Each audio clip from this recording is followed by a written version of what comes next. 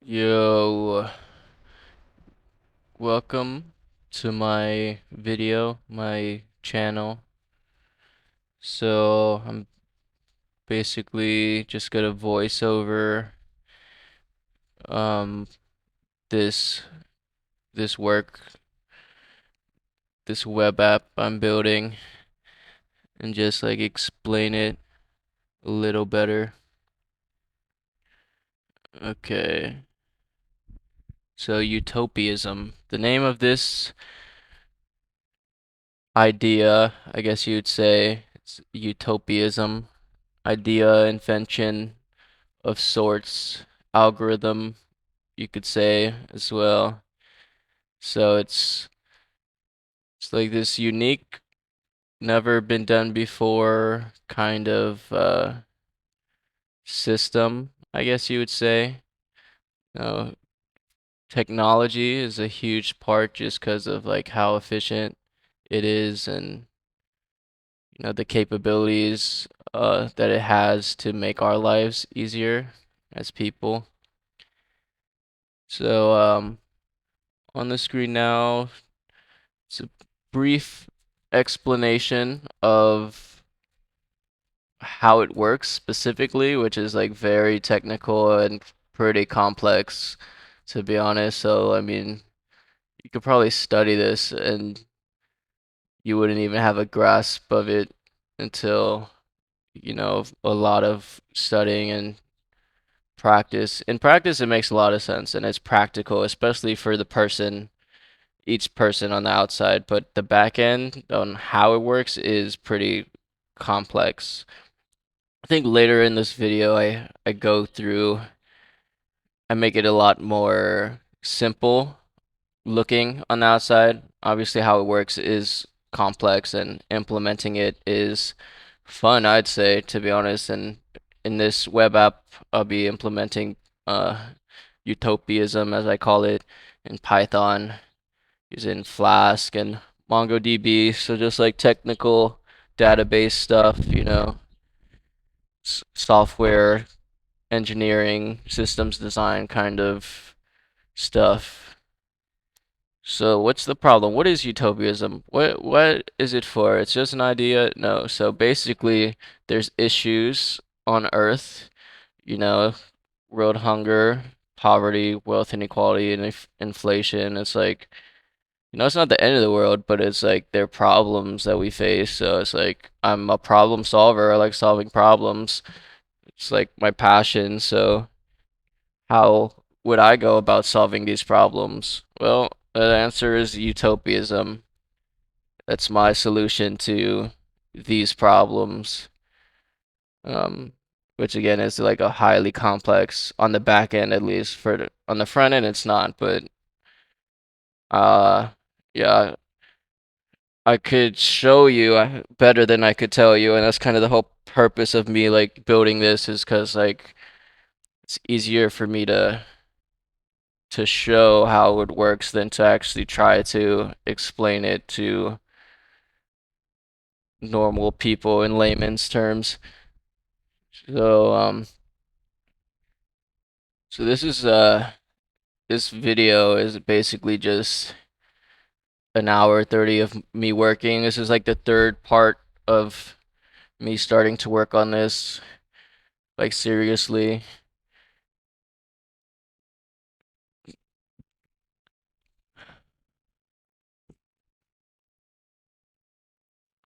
So a socio techno philosophical economic algorithmic social structure. So yeah, it's basically like capitalism, socialism, they're like social structures but built around like ideas of people and like how things used to work in a way, how but with the advent of technology, it's like now there's potential for good, more than there is, you know, more than there ever has been, honestly.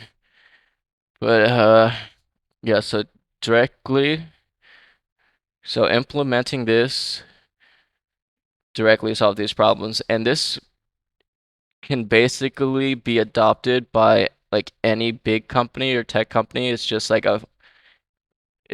a philosophical change, and technically they just have to like put it into their operating system, like their operating agreement as a company, which makes it official for them to abide by.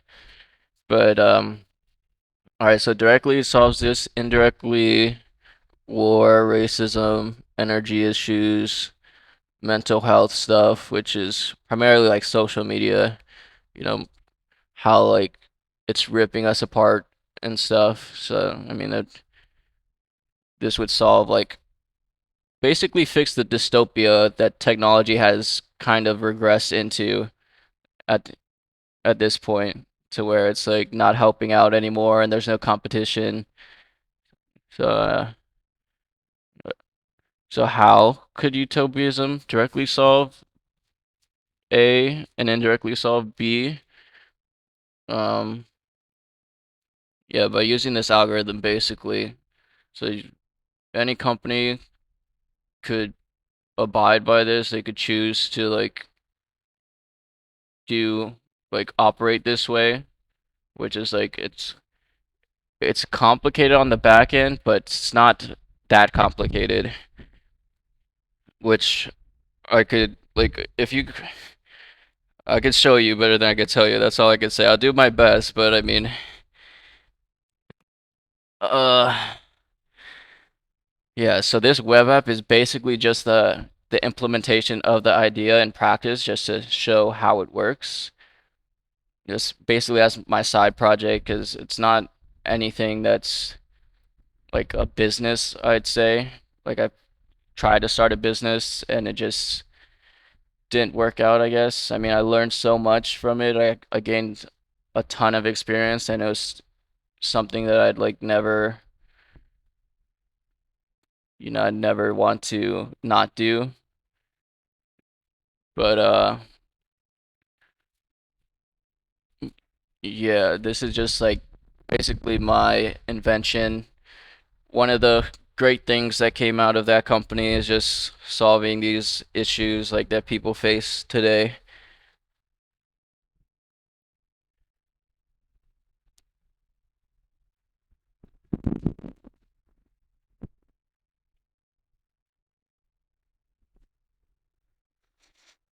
Looks like I'm changing the color of the note.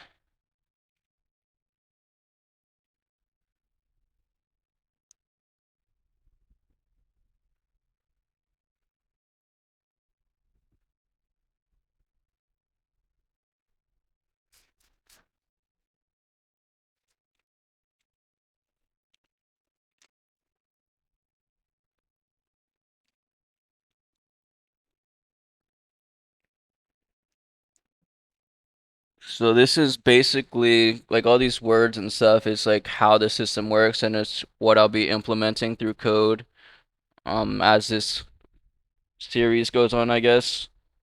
Probably take me like a few weeks to finish, to be honest, because as you'll see, like the whole software engineering process, it's not necessarily just like you know exactly what to do at every point and what code to write, unless you're like 15, 20 years of experience with the same exact like language and frameworks, but that's like no fun because I'm mostly experienced in like Swift, iOS, building iPhone apps and like that whole ecosystem. Like I could literally write code for like hours without looking up on Google like anything like syntax or just stuff, but that's kind of no fun in a career to just do one thing. So I decided to basically learn Python, I guess. I mean, I'm vaguely familiar with it, but I don't have like a lot of experience with Python, and also the Flask framework,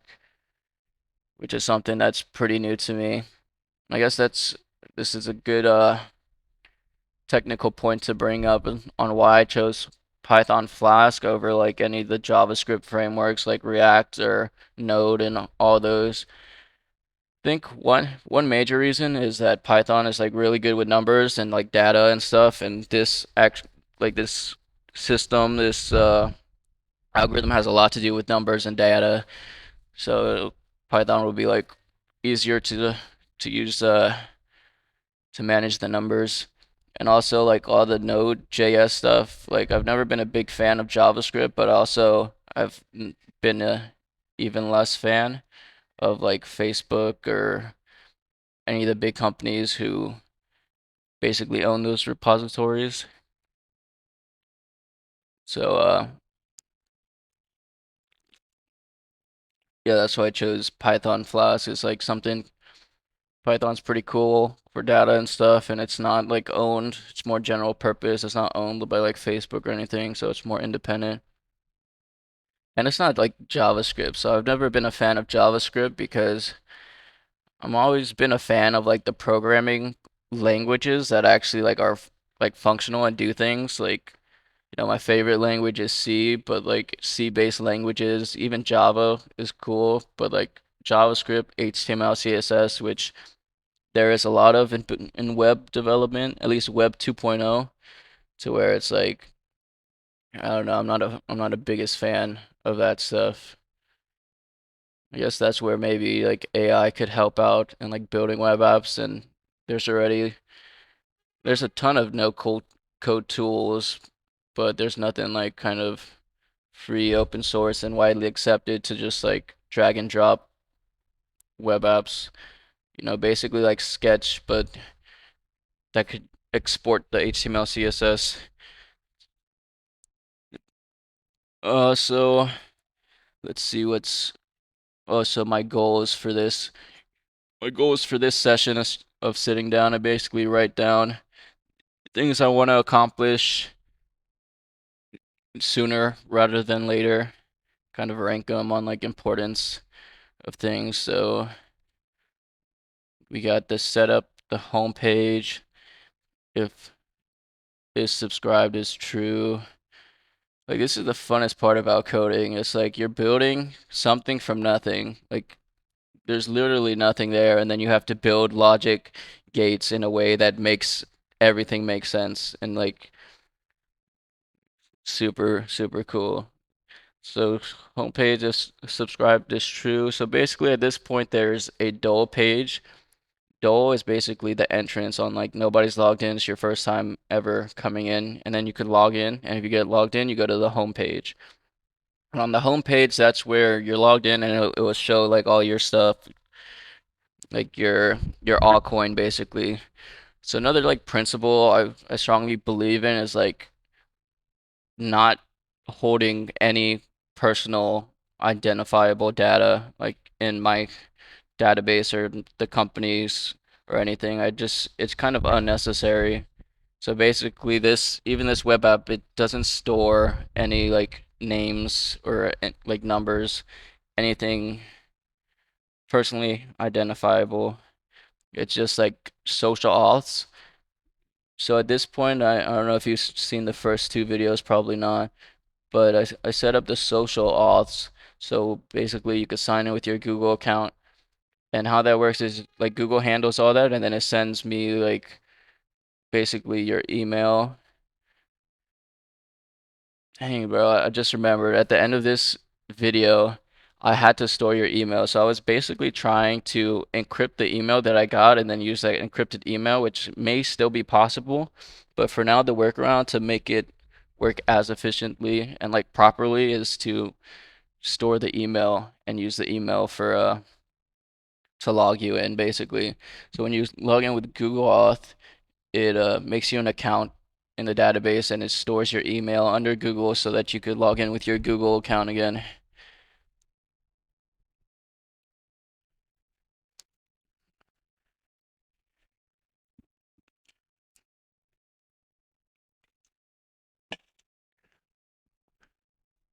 Yeah, but another good reason of not having our own sign-in thing and just using the social auths is for security reasons, because like especially with Python Flask, any kind of fields, like you're just asking to get like a SQL attack or no SQL attack or somebody to get into your system by writing code into your freaking server. So basically, security is another important aspect Looks like I'm taking a break, like going pee or something in the video. But so security is another huge thing that's important, obviously with all kinds of software and stuff. So the less like input fields, the better. And then there's like a whole bunch of stuff later on that I have to look into on certain HTML and URL calls, all the networking stuff. This is Web 2.0 after all.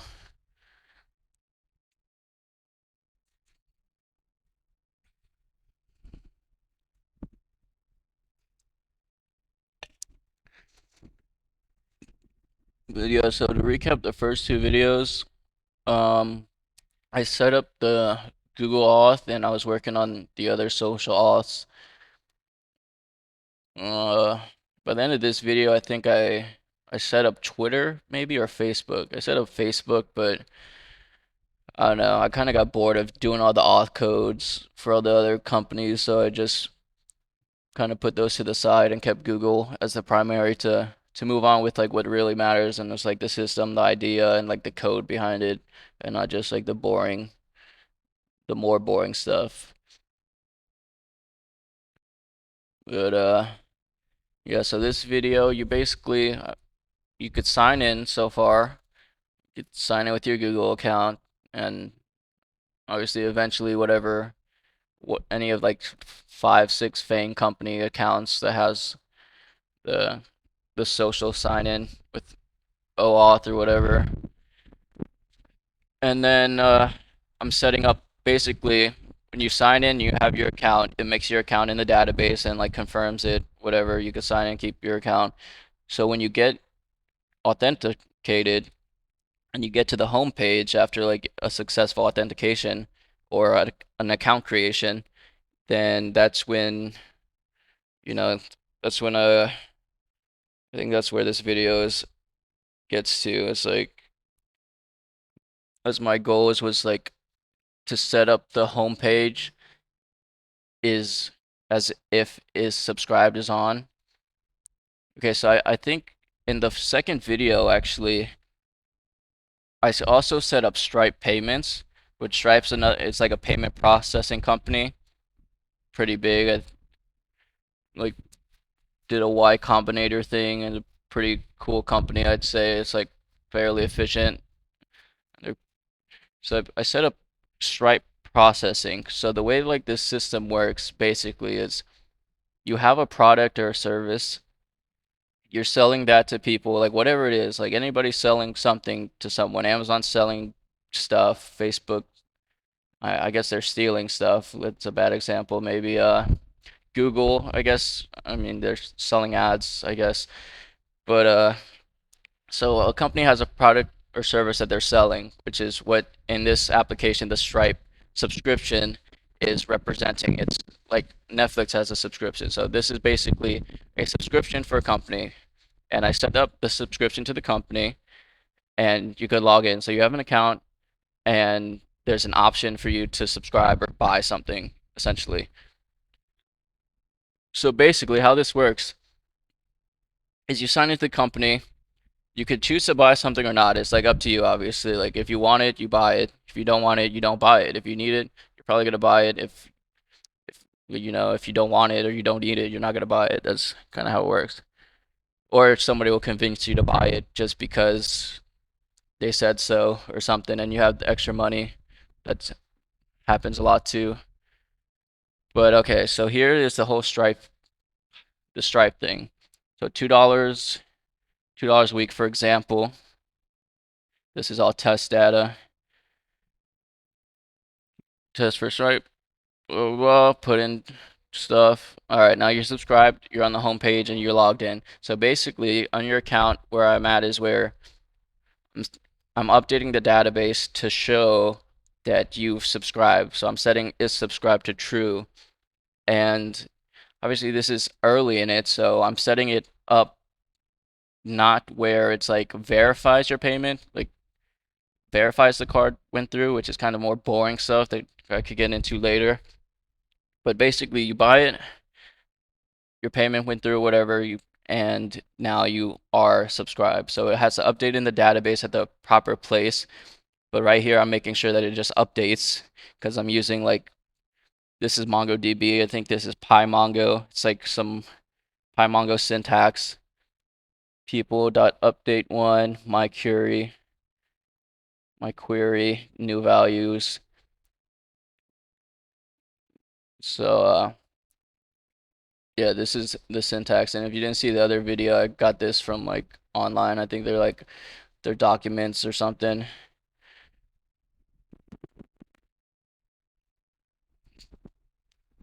But yeah, okay. So you're paid, you are subscribed, you're a subscribed member. I think that's basically how any subscription would work. You sign in and they're like, okay, they know you're subscribed because you subscribed before your payment went through, and now they know you subscribed because in the database, as I updated and verified, you're subscribed. All right, back to how the system works though. So basically, you subscribe or you buy something, whatever, and you're a member of this company, right? Whether it's like Netflix, Amazon, or whatever. So basically,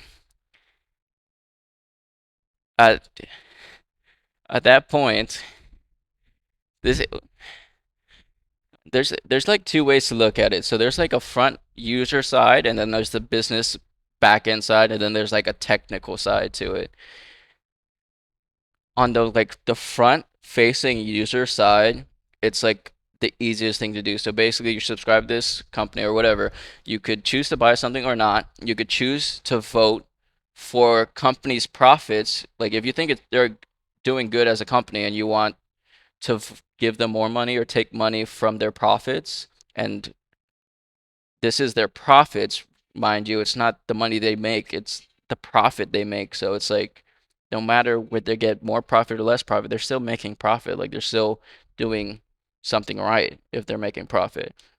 So you could vote on how much profit they make, whether it's a low amount, a high amount, or just like average amount, which is like the heart of the system is like profit maximum companies. Like capitalism is profit maximizing. It's like, exploit everything, do everything we can to make infinite money, more and more money.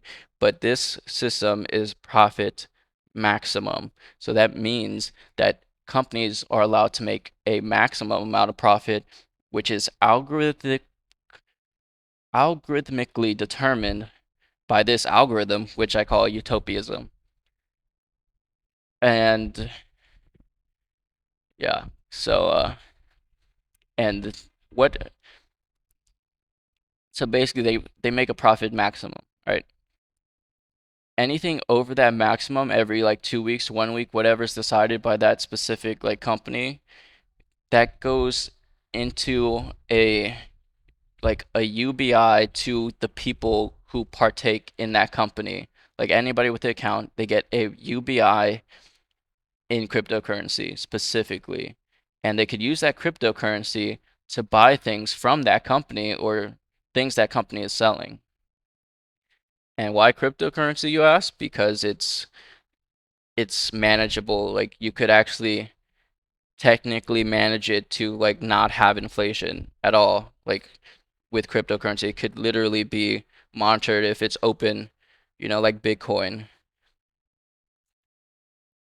which, you know, I appreciate Bitcoin, but I truly think that like the future is cryptocurrency, but it's not decentralized cryptocurrency. It's like the the Federal Reserve makes a cryptocurrency like crypto USD, which is basically already is. You're buying things with a card that has numbers on the screen. All they have to do is like make an official system to where they could balance it better. It's just weird how behind they kind of are when it comes to technology, and they're not able to like, do that yet. I mean, they probably are, but I don't know what they're doing. They're kind of just like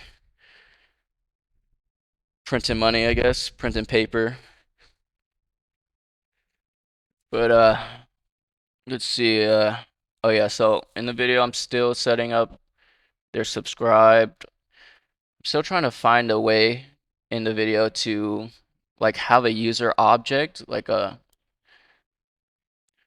constant user object. My favorite thing to use was singletons, like in my Swift apps, like a pretty good singleton it just makes so much sense. But, I'm trying new things. So making a class object or something.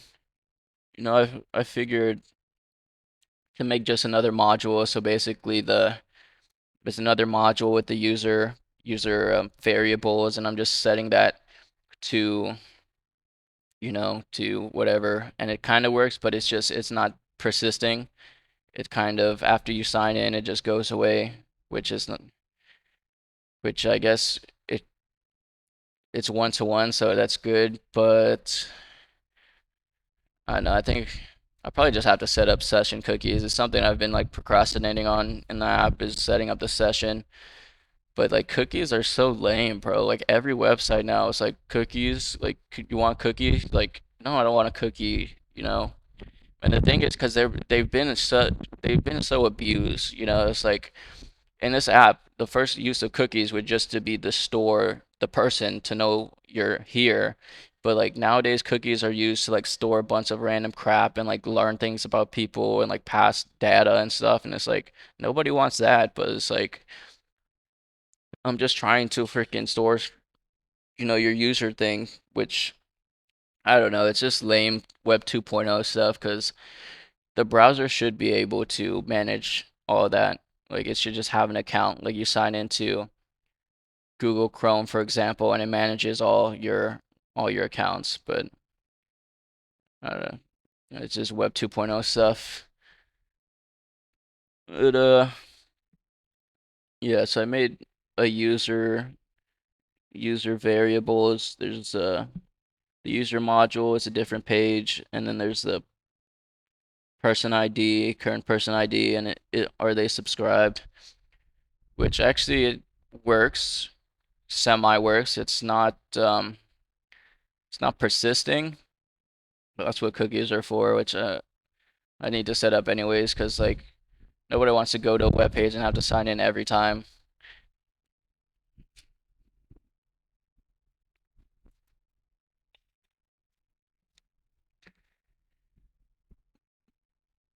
But back to the utopyism as a whole.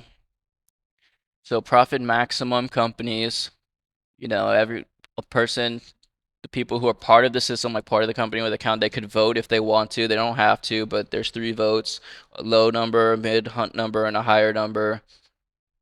And if you really want to know, like, if you want to know what, like, the benefits of each number, so if you vote low, it's their profit cap you're voting on, by the way. So like, there's an algorithm like to determine these numbers.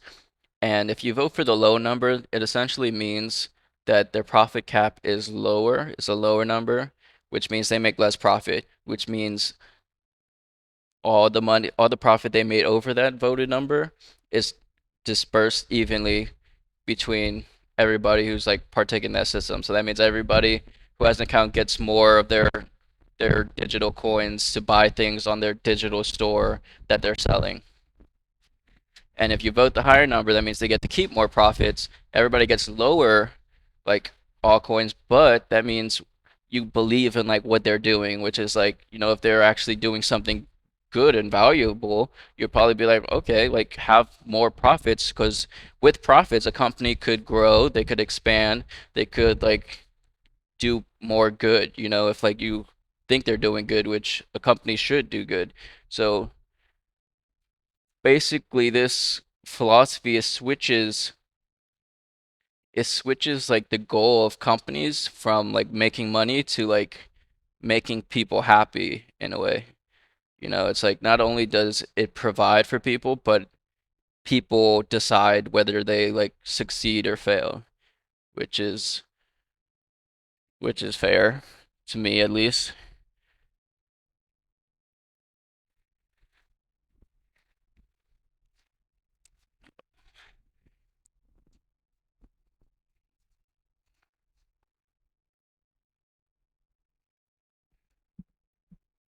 Utopian management, server side file, and voting logic code.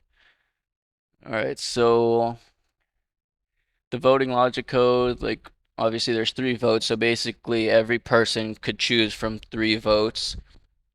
The middle one is by default. So like if you make an account, by default it's the middle vote, whatever number that is. But for, in the case, the example of this web app that I'm building, basically like the user it has their vote, so I basically have to retrieve the person's like vote and be able to update the vote, but the vote is stored like in a different location in the database. It's stored like on the main server, like apart from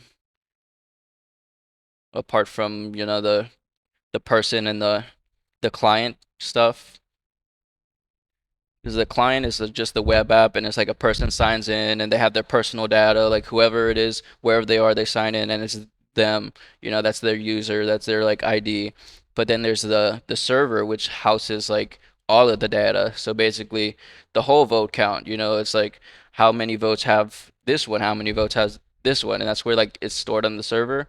But it has to be able to be changed per person, like whenever they want to change their vote from the client. So it's like it's how they communicate from the server to the client.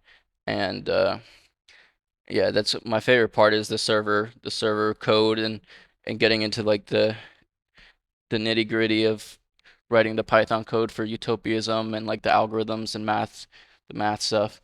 All right, so on the screen now, this is my my old clan's last bingo board for RuneScape. Uh, it's kind of the only picture that I had like on my computer to use to block like sensitive information. So right now there's still a file that has some like sensitive information which would like give anybody access to like all of my like databases and like account stuff. So I put up this picture when I need to like modify it or add something up. It should kind of say like um I don't know, anything else maybe, but this is like the best picture I have. So I guess it's a pretty good transition. So this is a RuneScape bingo board. All these are like drops or different things to do in the game, and it's basically like a new fun way to play the game. So it's like the master, you can see it goes from easy to master. Master is harder things to do, harder things to get in the game and probably take longer, maybe not even get it. That's why they cost more points. And just like bingo, you go for rows and diagonals and columns, and you get bonuses for doing that. So there's some strategy into it, and it's just like it's a new fun way to play the game. Uh, yeah. So actually, I think my team came in like fourth. No, my team came in. Yeah, my team came in fourth in this bingo. It was, they're always quite fun though. But yeah, still doing some stuff in the back end on the computer, updating like secret codes and whatnot.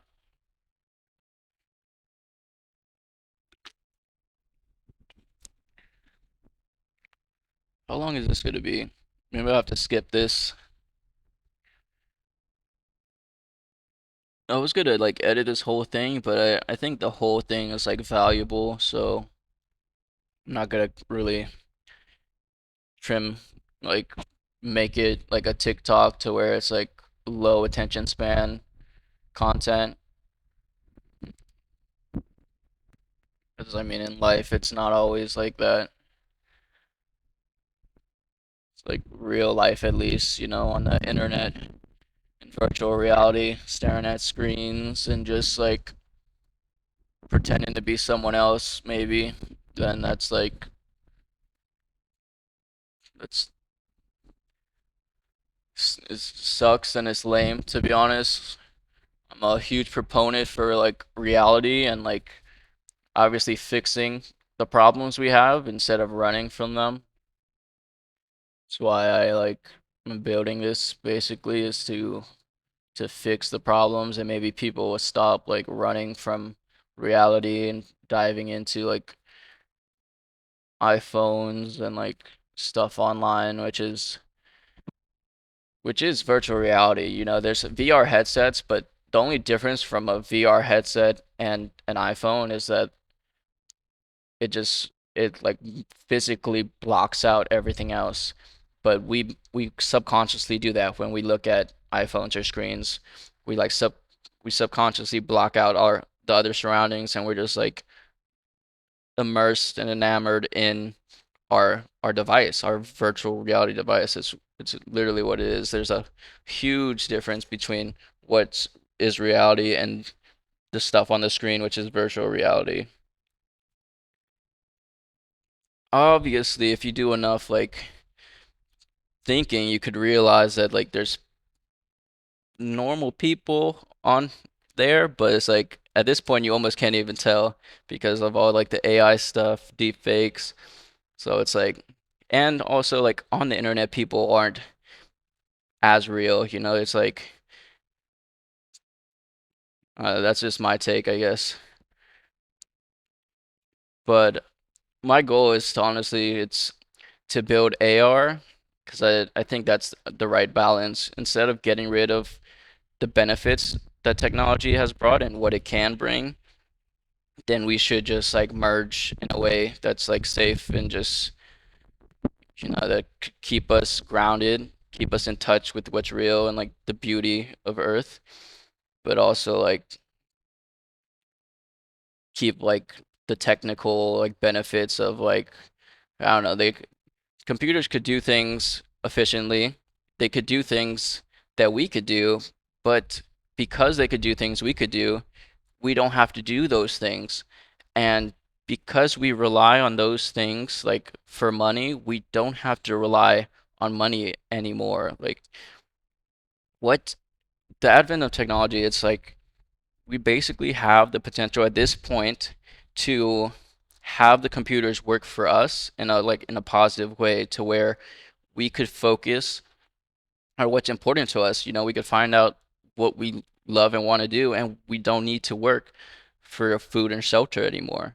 It's like the food and shelter is there. Like the technology provides for that because of this specific algorithm. I don't think it would work without this algorithm, to be honest, at least properly implemented.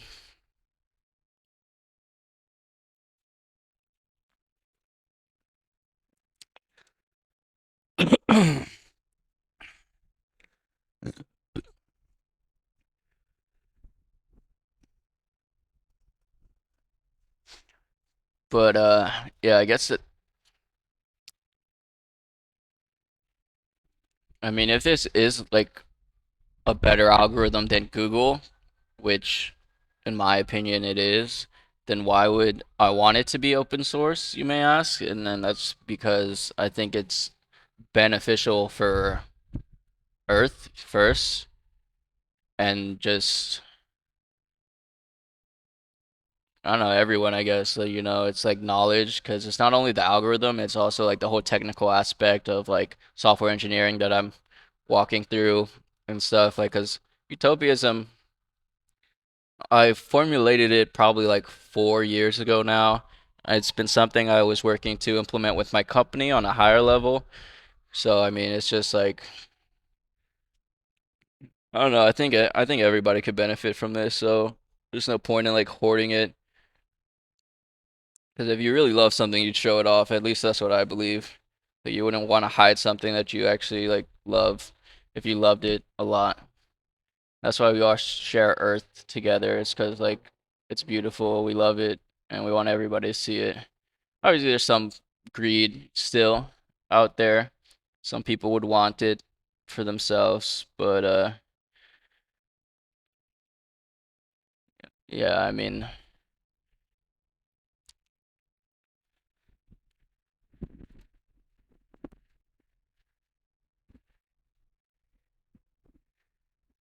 which is it's like ironic, because if you think about it, United States of America, land of the free, home of the brave. Like the principles this country was founded on is like freedom and like basically freedom, at its heart and like getting away from oppression and stuff. And it's like now like this country has gotten to a really greedy point, which is like unfortunate to see how it used to stand for freedom and actually was a leader, and now it's for the past, I don't know what, 100 years, it's been like poking other countries and messing with other countries, businesses and stuff, and it's just like kind of lame, to be honest.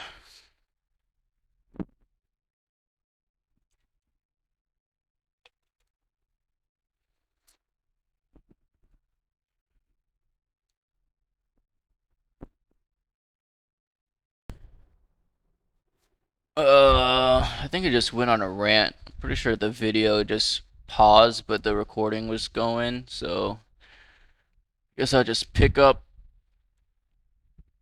from here. How does it work? Obviously, utopyism, algorithm, implementation, proper implementation. But yeah, so I think I was saying how like I formulated like 4 years ago, and the secret to this algorithm and why it works is because it's a dynamic algorithm. It's always 3 steps ahead of anything that would want to see it fail. So it's like it's dynamically 3 steps ahead. So imagine somebody's at point A. There's a person point A, there's a person point B. Now let's say the person at point B is 3 times the position of point A. No matter where the person at point A is, this person is always going to be 3 times ahead of them. So that's kind of how this algorithm works. It's like it's always ahead of anything that would want to see it fail, algorithmically, mathematically, and spiritually, honestly. Obviously, spirituality is like real. Like you can't deny that. It's like even science proved that things exist that we can't see, like Bluetooth and Wi-Fi. Like those, it's just waves in the air that are transmitting data. Like that's it's some people would consider it magic. Like 100 years ago, you'd probably say, yeah, that's magic. There's no way this piece of metal talks to this piece of metal and they're like sharing and they're talking to each other. It's like consciousness. It's like consciousness is just it's a higher level of communication through the air. One day I think it could be proved, but that takes away like the fun of faith. But I am like a mathematician, so I guess doesn't necessarily matter. But yeah, it's already has been proved in a way. Invisible things are real. It's like science. Bluetooth, Wi-Fi, 3G, 5G, whatever it is. You know,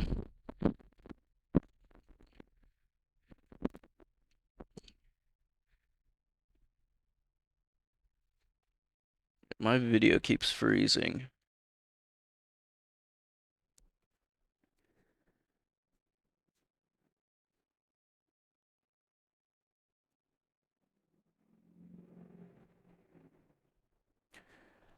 All right, looks like it's working again.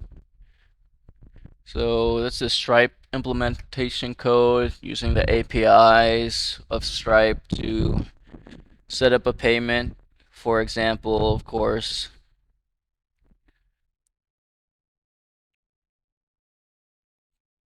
But yeah, that's utopianism. So I think by the end of the video, I write it down, but it's basically derived from utopia. Obviously, utopia is like perfection or whatever, the perfect.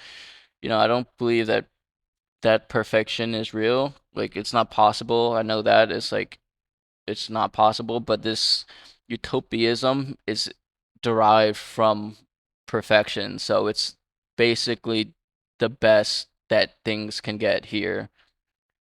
It's the closest thing to perfection that there is, basically. It's derived from the idea of what is perfect. And that's because of the potentials that it can bring, which is like, you know, I could say all this stuff, but I prefer not to. I'd prefer to show it. I've always been a guy who talks through my actions more than my words. I talk is cheap, as they say. Actions speak louder than words. So I'm not trying to sell anything that I wouldn't. I don't know. I'm not really not even trying to sell anything. I'm just kind of walking through this making content because to be honest, it's like I don't know, this is fun. I like coding. It's my passion. Putting myself out there has been a goal of mine and just like becoming the best version of myself, and just like yeah, just living life. I don't know, coding is fun. If I could walk through my coding process, this project of mine, which is like my new side project for now, my new coding project at least. Um, yeah, I think it's pretty cool.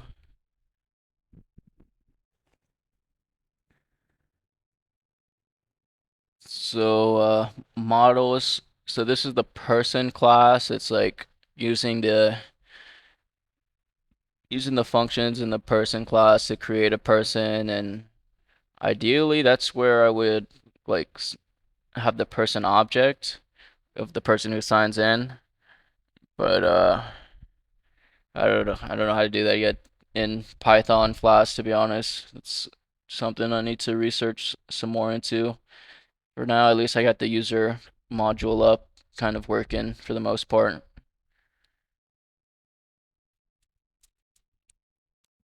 But that's you can see how my database is structured. So it says DB equals client utopyism. Utopyism is the main database, and then news equals db.news. So that's basically saying client.utopiasm.news.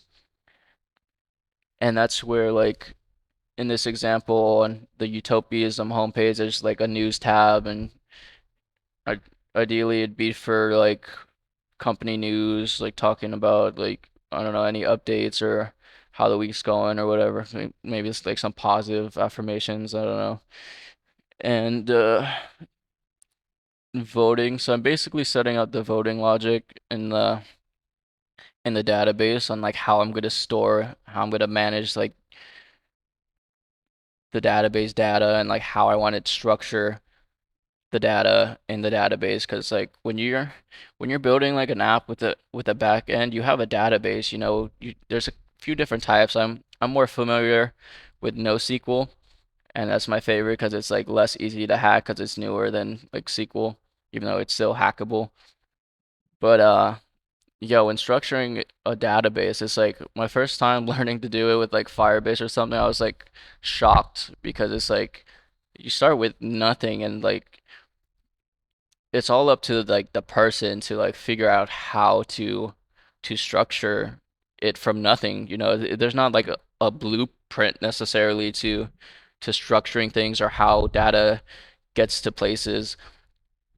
So yeah, right now because I do have some experience with the NoSQL stuff like in Mongo because my company that I founded, um, I built like a social app, is what I called it. It's called People, a social app. There was like no media. It was about bringing people together in real life, like through the use of events and like GPS, I guess. And in that, there was like a bunch of, obviously Swift to MongoDB Realm. I used Realm Swift for a while on Firebase and all that. So like I've experienced structuring databases for like user accounts and sign-ins and data and stuff.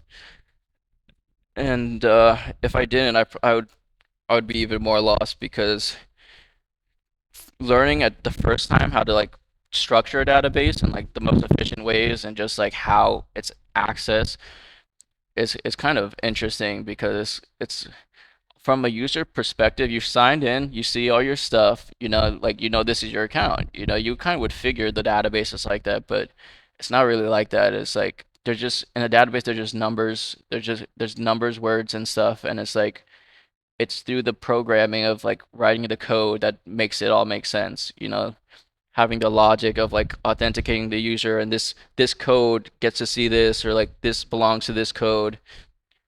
So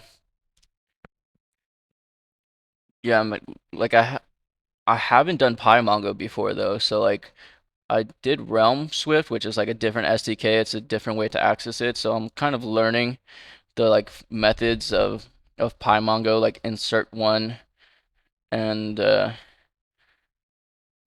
yeah. So I kind of figured that out at least how to add stuff to the database. This is basically me adding like dummy data, just like a starting point to the database to where I could test like updating votes.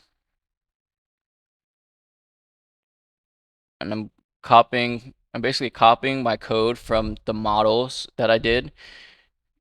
So like with the models I figured out how to do it, and now like that I know that I did it before, like with programming, I just went to my other code to like use that code, to reuse it so that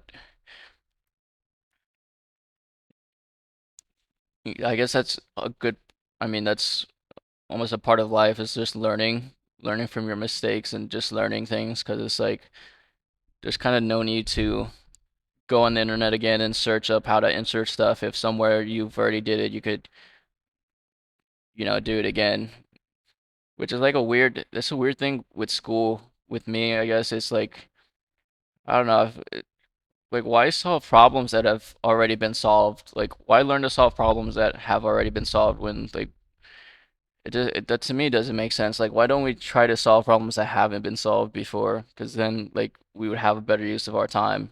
Like why w- why do we teach people to solve the problems that have been solved over and over again? And I don't know.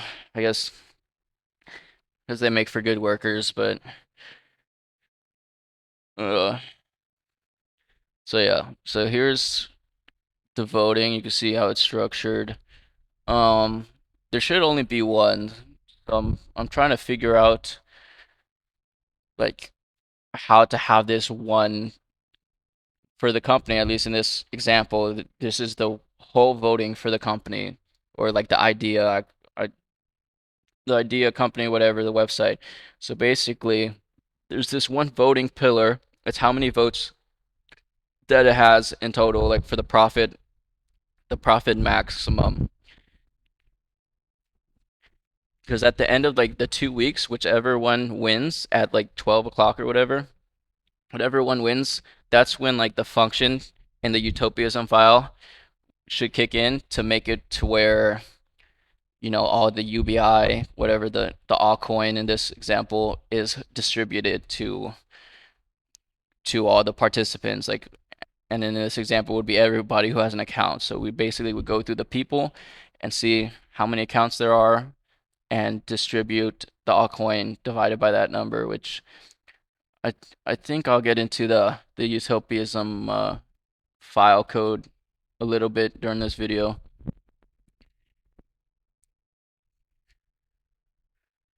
But yeah, that was the initialization of the main, like the whole company's voting numbers.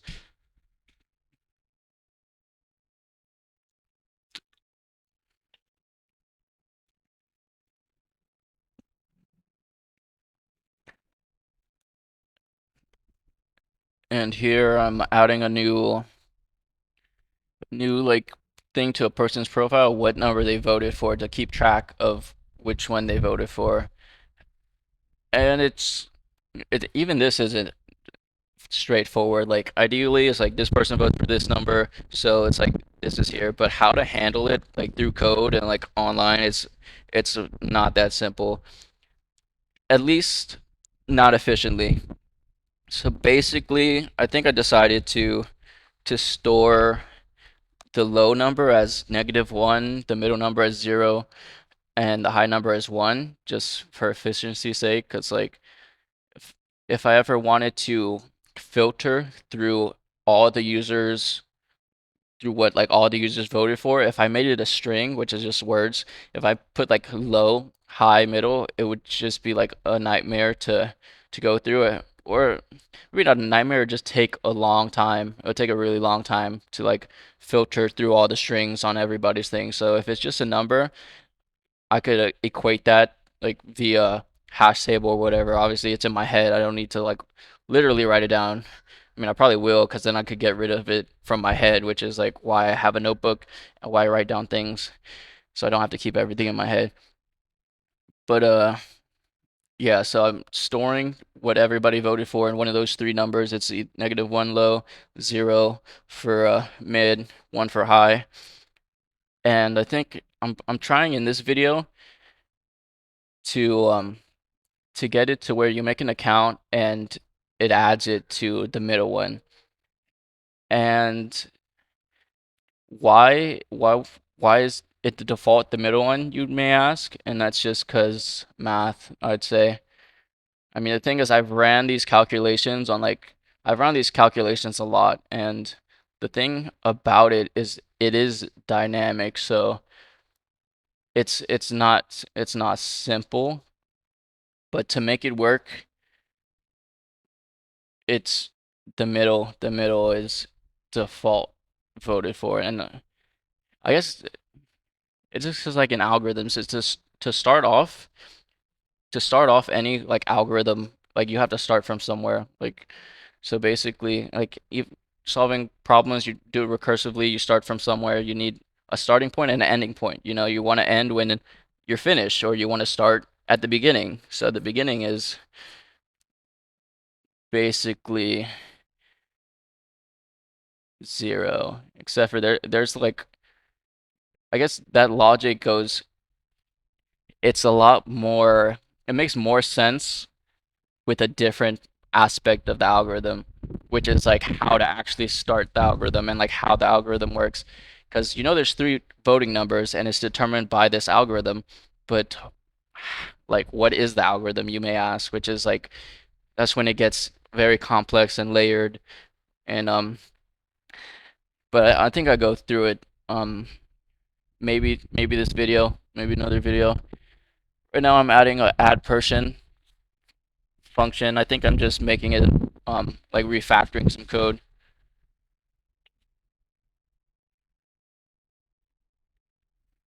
All right, so here I'm looking up um how to like how in PyMongo to update or to increment the value, like the voting value. So it's like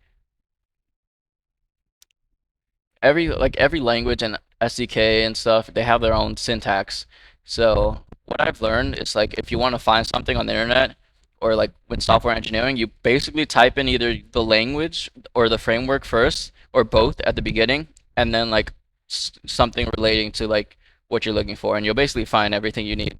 And that's basically what software engineering is. You type in those two things first, the language you're working with and like the framework, and then a question, and you'll find the answer, which is like, I guess if you want to be lazy, just go to Chat GBT or whatever. But I don't know. I, it's still valuable to know how things work, and it's pretty fun, at least for me.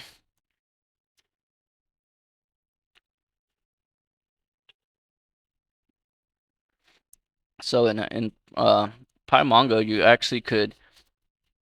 There's actually a function to where it it finds number and then it adds one to it, which is good because like if it's MongoDB is a bit advanced in that case, so they're pulling some weight there because if they didn't pull the number and increment it, then there could be like a batch issue where it's like you're incrementing a number that's changed because if you think about this on the bigger scale of things, there could be thousands of people who are voting up one at the same time.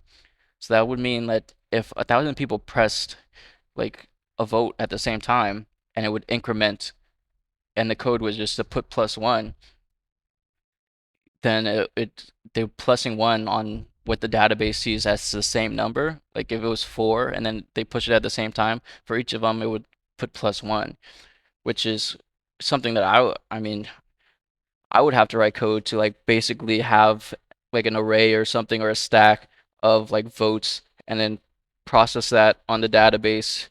But thankfully they basically do that themselves. So that just makes things simpler a little bit.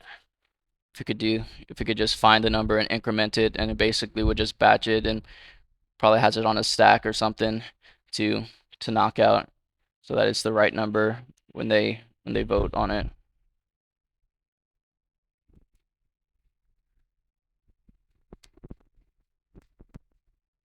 This is this is the add person function. So basically, if you authenticate and like with Google or Facebook and you don't have already have an account, it'll make you an account with that. Eventually, I want to get it to where like in the settings you could connect all your accounts so that like if you accidentally press a different one that's not connected to your account, then you'd be able to sign in with it. But for now, I'm just gonna do the fun stuff because all that stuff, I don't know, I already done it. I literally already done it. Like I with Google sign in, Facebook sign in, and Twitter sign in. It's like, yeah, maybe later I could do those maybe. But for now, it's more of the fun stuff, which is like the back end programming, algorithms, Python.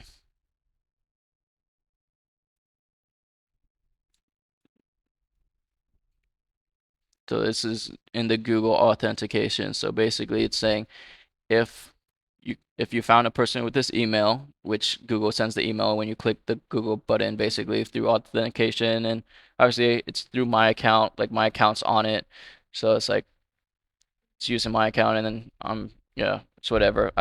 If you saw the first video, you know that I was just trying to. I don't want any kind of data in my database, anything that anybody would deem as valuable, which is because it's like it's so lame how it's like people see some people could see like data as like something that's valuable. You know, it's kind of lame. So I'd rather not have any of the data. But for now, there's emails. You know, if I could figure out the whole encryption thing, or maybe just like a better way to encrypt it, because like that's almost a pain too. Is to uh, I don't know. I think I'll go back to trying to figure out the encrypting the email thing. It's just like a weird the like the hash algorithm is like 256. It's like pretty pretty rough. All right, so far refactored the add person, so everything that like needs to be done when I add a person, when an account created is in that function. It's the add person function. Just bring it together nicely. And I did the voting, which is good. So the solution with why there was two is because like in the database, in the Mongo database, they have an ID for like every object is what they call it. And you could specify it, and if you don't, then they'll just give you another one, and you could like basically make posts that way. Like every post has a new ID. But if you wanted something to be basically just one, then you could just specify the ID. So like in this case, I'm setting up the news from in the database, which is like the ID for news, all news. So it's almost like voting. It'll have a news thing, and then it'll just be one news thing that I could update in the database, whether directly or through a remote PC maybe, or just like on the main server, or just on the internet. I don't know. But yeah. So I'm making the news thing now. First news, second news. I may not use second news. It's just like instead of having one long paragraph, if I needed to split up something to two paragraphs, it would just make more sense to have two different inputs to store as variables, potentially like labels. Yeah, the HTML CSS stuff isn't my favorite. I mean I'm familiar with it.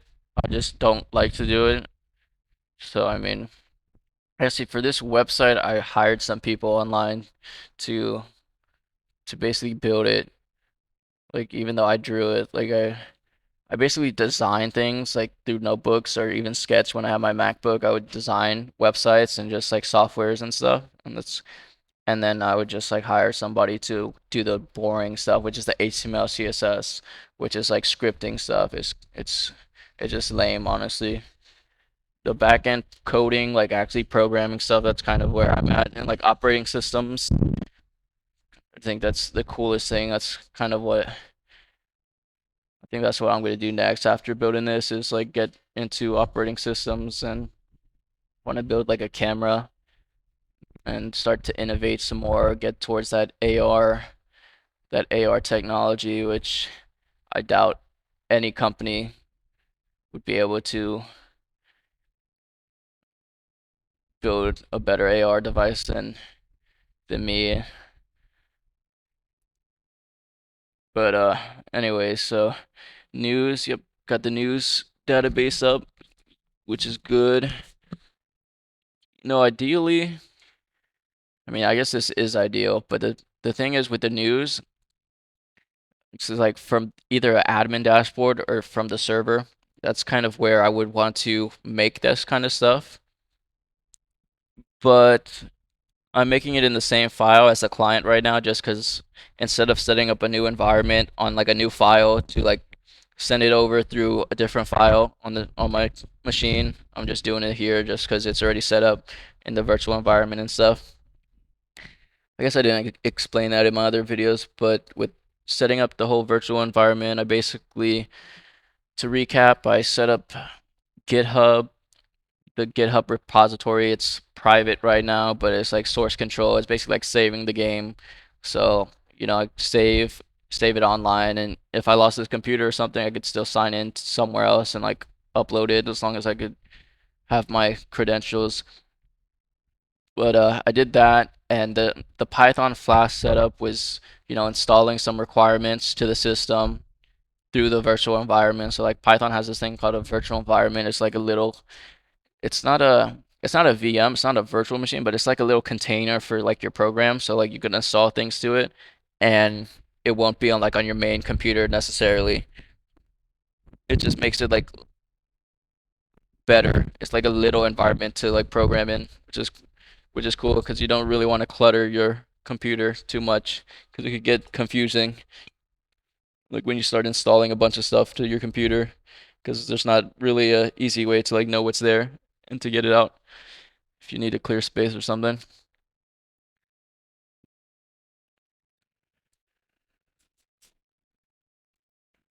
But okay, so this is the utopyism file. Yeah, there's a lot of this is basically like all this is the server logic for like the algorithm. Like this is where the voting numbers are calculated.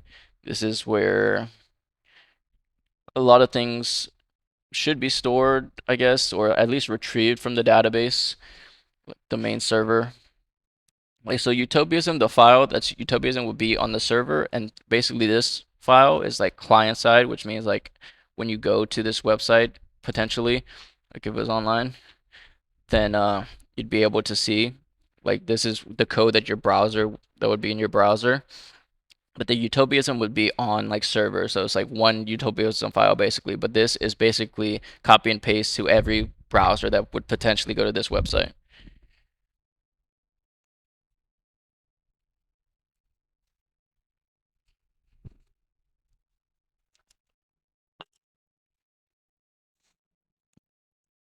So yeah, I'm building the update the person vote logic, which I believe is where this would be called when a button is pressed, like on the website. So there would be like it would be the trigger, the button on the website. You would click it, and it would run this function ideally.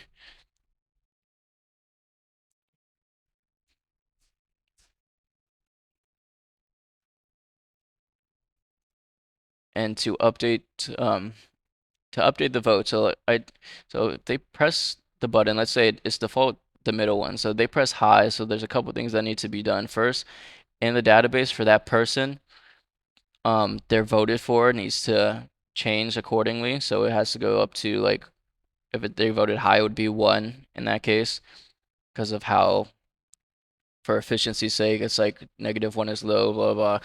So basically, it would update their voted for, and then it would have to increment the total votes for that for high, but also decrement the middle vote so that it's consistent with like so the total vote count is consistent with all the people who have an account, and it's not like over or under, which is a check that I'll eventually implement to make sure that the total vote count is always however many people, are in the thing, which is pretty simple. All you have to do is like filter people objects, how many people objects are on here, which is like basically everybody who has an account versus like add up the total votes, which is like three numbers. And if they're equal, that means that it works. It's doing the right thing. And if it's not equal, that means there's a leak, basically, which means like somewhere something's getting through or something's not getting through, and that's a coding error.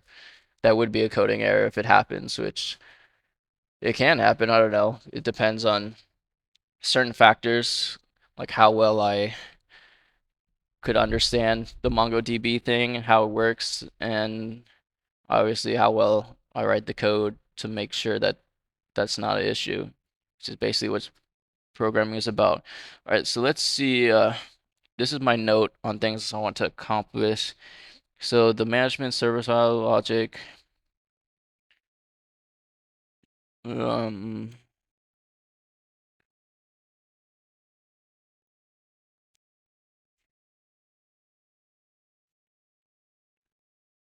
all right, so this is taking an argument. So the thing of programming is a lot like math, to be honest. Like this is a function. So it's like you learn functions in math. I'm pretty sure this is algebra. So you have a function, it's named x or whatever. It's this f of x as they call it in math. So it takes in an input, and in this case, the input is current voted for. So the function is to update the person vote. Like so, there's this box you want to update a person's vote. So it takes in what are they already voted for, which in the case of this system, it's default 0, but it could be 1 or -1 if that's what they voted for, like after the default, like after you logged in. Let's say you change your mind or something, you voted high, and then towards the end of the week, you're like, okay, never mind. Let's, I'm voting low for whatever reason it is. So basically, it takes what your current vote is, and it's gonna do this. If your current vote is 0, which is the middle, then that's a note, decrement the total middle by 1, which is like in the database. And here's where I explicitly describe the numbers that the votes are. So the mid vote is 0, low vote is -1, high vote is 1 for efficiency's sake. Eventually down the line, that will come in handy for sure. I mean, I think there's even a way, like, I think there's maybe, I don't know, I think also there's like potential for this to be even like super efficient. But okay, so if your current vote is 0, then we're gonna decrement the total middle on the database by 1. There's some other stuff we have to do. This is just one of the logic. If the else if, so the elif is else if. I mean, the thing is, I'm not too familiar with Python, so I'm trying to figure out if that's proper syntax, because in Swift there's the switch statement, which was like my favorite. And here I am looking up the switch statement. So there's like if, else if, elif.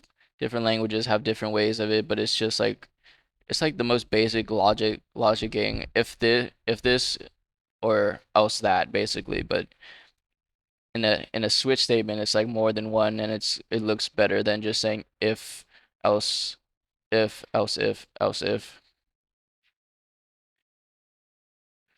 So I'm looking for right now the syntax on the switch in Python, if it's even possible. So here it shows what I thought Python was. It's elif, if elif else, which is, I don't know, that's also like kind of confusing, because also it's like for efficiency's sake and to look good and to make it work good, it's like it's just not fun doing like so many else ifs, because it's like logic branching, and it gets so complex. So I think a way to optimize this, which I'm not even sure if I did by the end of the video, is just do if current voted for equals 0, the code, and then just return. If you do a return button, that means that it will just end there. So basically, it won't branch logically. It will just go straight down. So if it's 0, it will do that first if and then end. and then under the return you do a if, and then you do the second logic, and you just do that three times. So three if statements with the return.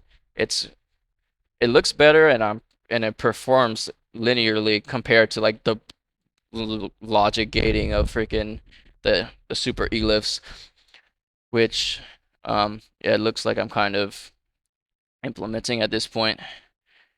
It's just three ifs. So that's like if this, nope, if this, nope, or if this. So the best case scenario is if, I mean, if it's your first vote, if it's your first vote from a technical standpoint, this is like the best case scenario is where if it's your first vote, then you just go and do the first thing, and it's like the fastest an algorithm could get. It's literally the best case of any algorithm is if it's your first vote, which brings up like a gripe I have with the industry. It's like they're all talking about like big O notation and like worst case scenario because they're basically focused on the worst case scenario. So they're like, okay, so what if they're like the high vote was first? It's like just build your technology to ensure the best case scenario. Like it's that simple. Like there's so many companies out there. Like if you go into interview and there's like they're looking for the worst case scenario, and obviously any company other than Fang don't know what they're doing. They're trying to copy Fang, so it's like it's understandable. But at the same point, Fang in itself is complacent, and they're just like it's they're looking for the worst case scenario, and it's quite frustrating to be honest. Like we should be proactively programming to the best case scenario. It's like making sure that your list is sorted so that you could binary search instead of building a list that's unsorted, so you would have to do a different algorithm that takes like three times as long. Just like I don't know. All right, so okay, so here, if your current vote is for, I have to decrement it, and then if your new vote is for, which I did just add that as an input too, so what you current voted for and what you newly voted for. So if your new voted for is 0, then not increment the mid by 1. And this is literally just, it feels like there's a way better, more optimal way to do this, but it's like getting it down is better than doing nothing at all. So I'm just making sure the logic is there, and then I'll, you know, in increase the efficiency. But it's saying current voted for is 0, decremented. If your new voted for is 0, which it wouldn't be, ideally I would switch the cases around. So I would put if new voted for is 1, and then -1 and then 0, just so it's like logically equivalent. Because if your current voted for is 0, your new voted for can't be 0. At least it shouldn't be. And um, I guess that's a check that I would have to put in at the beginning of this function is if current voted for equals newly voted for, then just return because nothing should happen. But yeah, I think I'm probably just thinking in this video, I think I'm just thinking about like how to make this more efficient because right now it just looks like it's, I don't know, I think there's a way to pair these things up at least in like a unique way. I mean, I'll probably, the best case, maybe I just make a new function, and in that function, I uh I do the I do like one of the two things, you know. I just have to make sure that these things, like I decrement and increment, I have to make sure they happen like in the same, like basically the same function, because I can't have them in different functions because of how it interacts with the database. Because like if I increment one and let's say you lose connection, then the other one wouldn't get through, and then it would mess up all the voting numbers. So I have to make sure they're done basically together, like right next to each other, if possible, like in the same database call.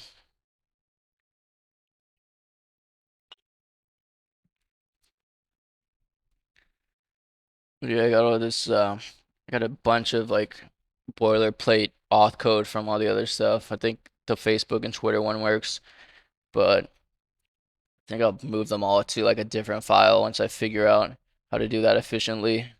Moving the auth to a new file.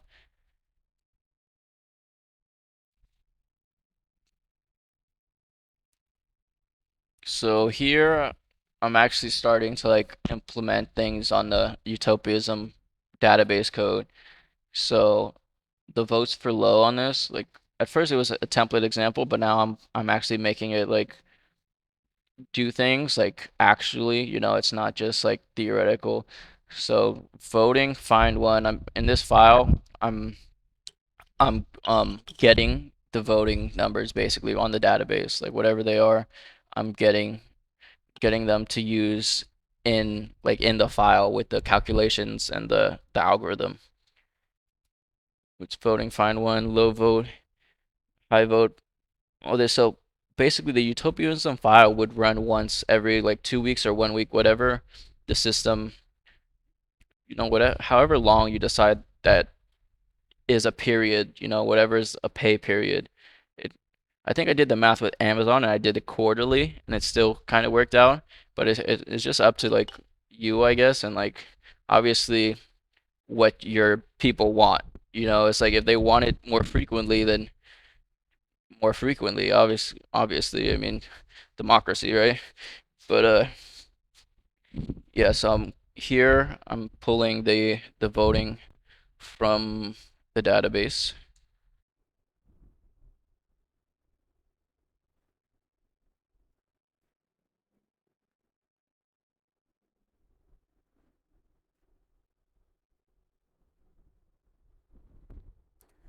Okay, so yeah, this is like how to access data in PyMongo with like MongoDB specifically syntax. So it's you basically pull the object. So I pulled the voting info is that whole object with the I using the ID. I pull the whole voting object, and obviously the ID is what I specify, which is voting. The my vote counts. And then using that, which is the new object, I like subscript what I'm looking for with that object, which is, high votes. I'm setting the variables to low vote, mid vote, high vote, according to the correct subscript from the database, which is low vote, mid vote, high vote. And I think I eventually go back to capitalize the L. Yeah, capitalize the L just for consistency. And the great admin power right here, just fixing it in the database instead of like writing new code or re-initting it and everything. So okay, so it's pulling the votes from the database now, which theoretically gets updated when a person makes an account and can be changed when a person has an account and chooses something different. So this file, it's every 2 weeks, like I was saying, it's every 2 weeks or every month or whatever, and then it gets run like the functions get run at the bottom basically. There's a bunch of functions, but I guess just the file runs and all the functions run essentially. And it does all the calculations, it takes the votes, it disperses the altcoin through the accounts, that's and it just basically repeats that. And eventually people will start obviously people get altcoin, but eventually people get enough altcoin to start buying things from the store. And my goal with this is specifically like selling on the altcoin store. People could buy like gift cards and maybe clothes, because the thing of why this system works so well, or like at least theoretically, is because of dispersing altcoin to everyone. It's like give a homeless person a phone and then they have an altcoin account and they start making, altcoin and eventually they could buy some clothes and food. And that's on a bigger scale, that's exactly how this works. Everybody has an account or everybody's a person and everybody gets, UBI essentially. Everybody gets this virtual money and they could buy food and clothes and stuff, which is the basic necessities. The reason why this theoretically works to solve these problems is because this algorithm through profit maximum companies in tech, it provides enough for food and shelter for everyone, not just a few, just everyone. And obviously, it's not everyone is equal but different. So it's like everybody doesn't have the same things, and there's still I wouldn't say inequality, but there's differences. It's like you could still work to get more by working, It's not like you're guaranteed a box house. It's like you're guaranteed a place to sleep and some food, which is what you should be guaranteed. But if you want nicer things, you gotta like work or have a good idea. If you start a business, you'll have more than others as long as your business is, I guess, good in the eyes of people, who whatever people it may be, whatever problem your business is trying to solve.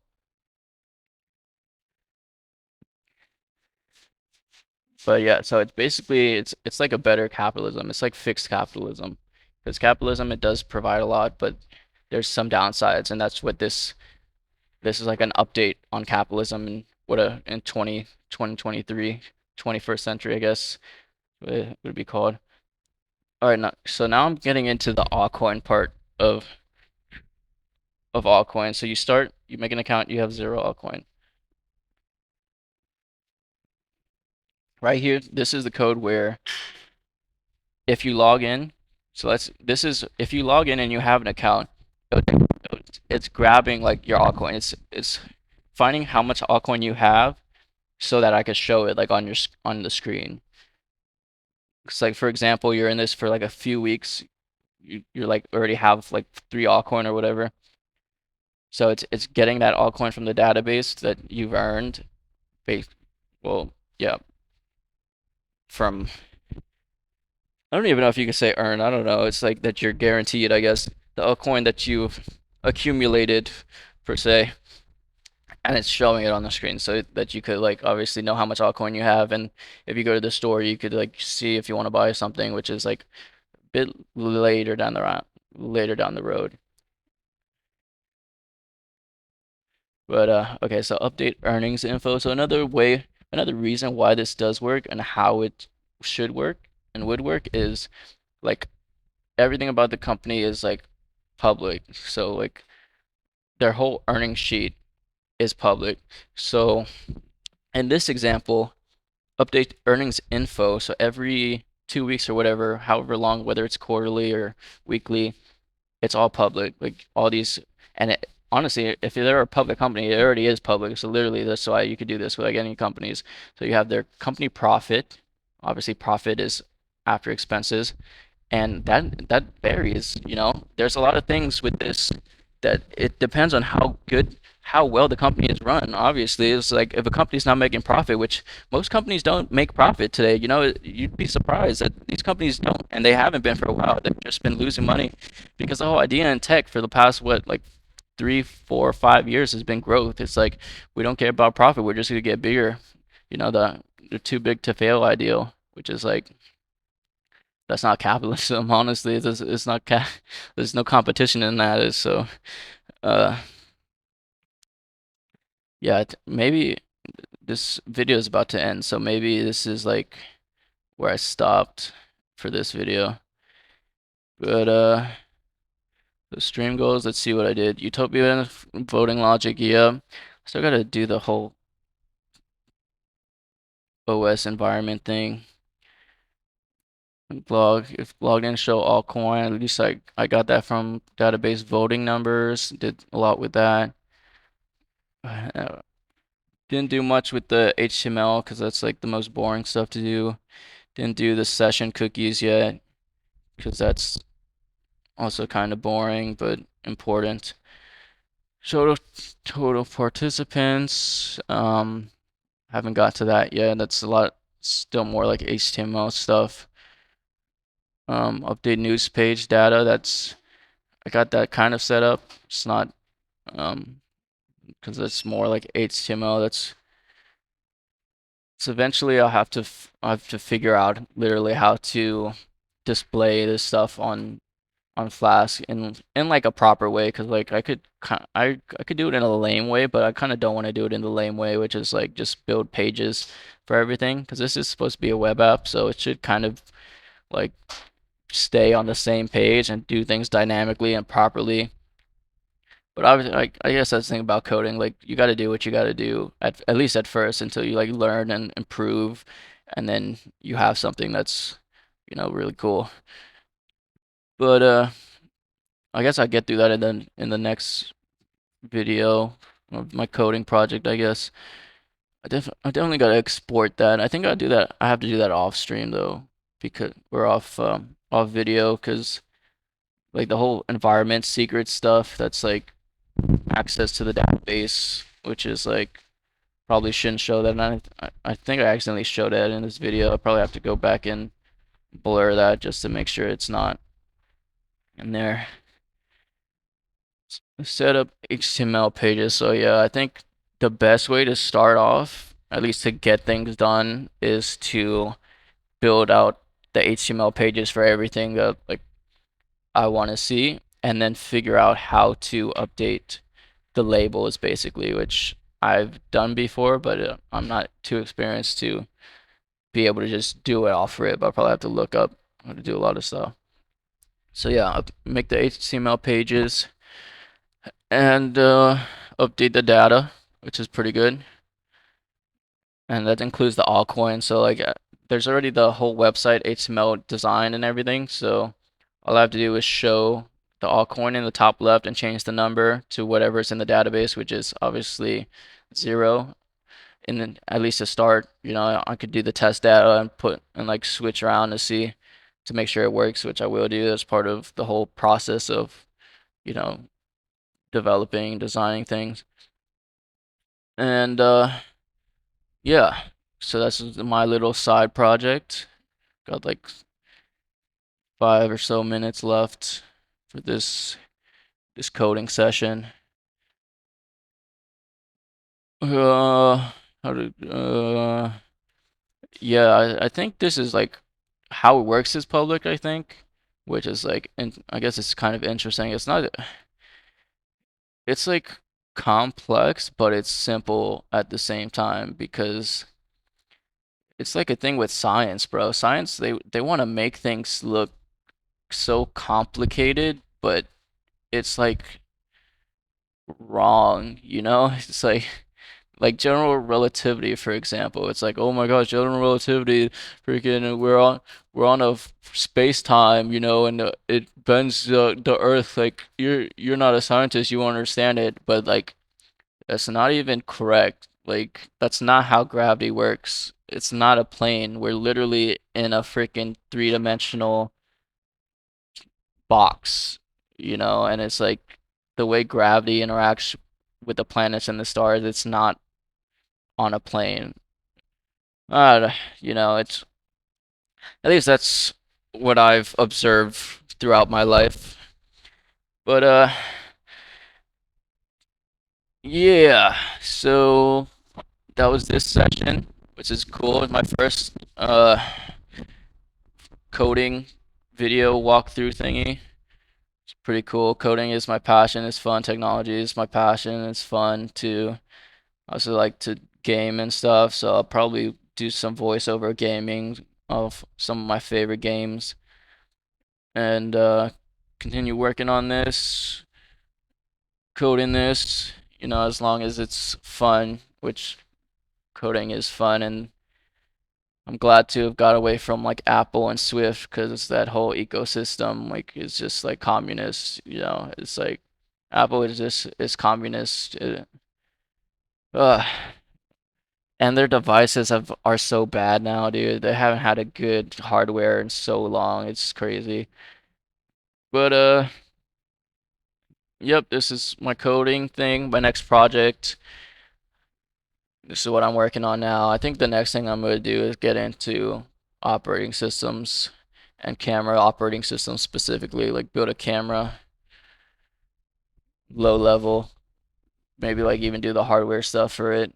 Try it out on like a Raspberry Pi or something. But for now, this is my first voiceover part 3, I guess, of utopyism coding stuff. I do stream now and then, I guess. I don't just to like I don't know, it's an efficient way to record, and I just save the video, upload it to YouTube. But yep, this is it for now, I guess. I'll probably upload some like gaming voiceovers like Terraria, um, Kingdom Rush maybe. Yeah, some other cool games that I like to play and do some voiceovers. I like strategy games a lot. I realize I do play RuneScape as you can see, but I'm kind of burnt out. Like, oh my gosh, the XP rates are rough, dude. It's just like a grind. It's not even like enjoyable per se. It's just like a grind and prestige. It's like if you want to be prestigious, you have like these levels and these things, but it's not even like a fun game to play. But yeah, I hope you enjoyed. I guess subscribe if you're want to see. This is my GitHub page, I guess. Ruben Market, and some of these are private, but there's some public stuff on here. Some of my projects.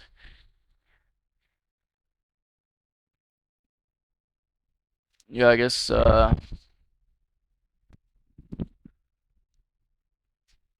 this was the original design of when it was under my company, and I was trying to build a company with it, and my social app for the iPhone, and yeah. But thanks for listening. If you listened and you got this far, it's cool. But yeah, the code, Python stuff, do some gaming, play some games, some computer stuff, play Xbox now and then. Excited to travel, learn some Spanish, eventually Portuguese, and tour South America, conquer America would be cool. Um, figuratively, of course. Uh,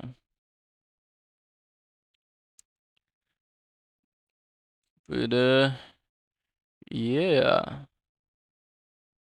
Thanks for watching, listening, comment, subscribe, I guess, just whatever. And see you next video maybe, or hear you next video, or hear your comments maybe. See ya.